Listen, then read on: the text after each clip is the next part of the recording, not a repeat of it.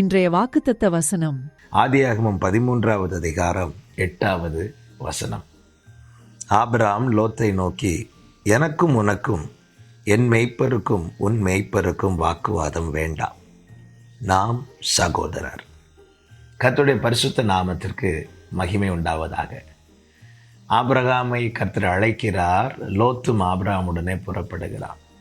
கர்த்தர் ஆபிரகாமை ஆசீர்வதிக்கும் போது ஆபிரகாமுடனே வந்த லோத்தும் ஆசீர்வதிக்கப்படுகிறார். இப்பொழுது ஆபிரகாமின் மேய்ப்பருக்கும் லோத்தின் மேய்ப்பருக்கும் வாக்குவாதம் உண்டாகிறது. இப்படிப்பட்ட சூழ்நிலையில் ஆபிரகாம் லோத்தை கூப்பிட்டு சொல்லுகிறார். என்ன சொல்லுகிறார் என்றால், நமக்குள்ள வாக்குவாதம் வேண்டாம், நாம் சகோதரர்.